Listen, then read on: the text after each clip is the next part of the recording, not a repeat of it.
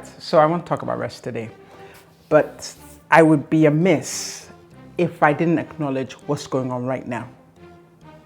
I myself am filled with some angst and nervousness because I feel these times are unprecedented. I feel like the Constitution has not received such a beating, such that all the speed bumps that were put in place have been run over. And we ask, what next? I feel that these times are unprecedented. Does this mean the end is near? One thing is for sure, there's an end. Where there's a beginning, there's an end. But the second thing that's for sure, when there's 5 and 6, is that no man knows the day or the time. So I don't know the day or the time, but these are unprecedented times, and I'd be lying or pretending if I didn't at least bring that up when I'm talking about something, because we have a slew of things that I feel. If I can speak for myself, I can't speak for everybody else, I can't even speak for my children. I feel I've been bombarded by a lot, rapidly and quickly. And the concern is not really for myself, funny enough, but for my children. Rest is what God intended for us. Because think about it, if you go to Genesis, you look at day 1, day 2, day 3, how God built, He made light, then it was good. Separated land and water, then it was good. Then what did He do on the 7th day? He rested. And I think I bring up rest because I don't do a good job of resting. I may not be at work, but then I'm not resting. Then I feel pressure about things I haven't done, so I'm not resting even when I should be resting. And resting for us today isn't just about, shut eye. It's also about shutting down.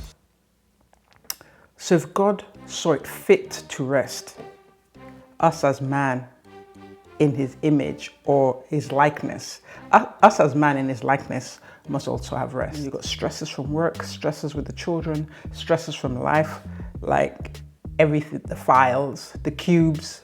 There's so much going on. How do you find rest in the middle of all that? I'm not rested. Can I even hear God?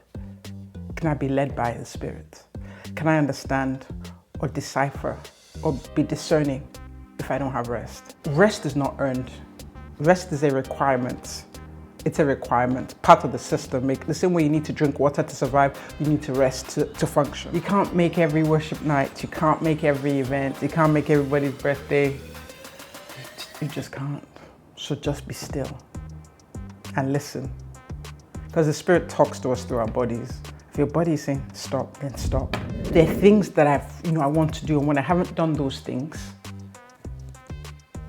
I won't say I don't feel like I deserve the rest, but instead of resting, my mind is racing us to what I haven't done. You haven't done this, you haven't done this, you haven't done this, and it's racing. We require rest. We require rest. It's not a want, it's not a desire, it's a requirement, it's a need. And the funny thing is, when I was thinking about talking about rest, I'm like, how you can rest, shut it down, give yourself, this is what I was going to tell you, you deserve the rest. You don't need a reason to rest. Whatever meeting you have, some days it's just not going to happen. Just say no. What do they say? Just say no. So this is what I was thinking was going to be my plan, was to suggest ways in freeing everything for your sanity, and also so you can function well and think clearly to move on to the next day. But as I was thinking about it, what other kinds of rest do we need? And it doesn't hurt to refer to the Bible. So as I was going through the Bible, right, I came across Matthew 11, like 28, 29. And the Message version that says, I'm going to give you a line. Are you tired, worn out, burned out on religion? Come to me. Get away with me and you'll recover your life. I thought about it because as a Christian, and other people might have that experience in their religions, there's a lot going on that when you are in religious mode, it's exhausting because there's so many rules. And the truth is, religion as a construct was created for control.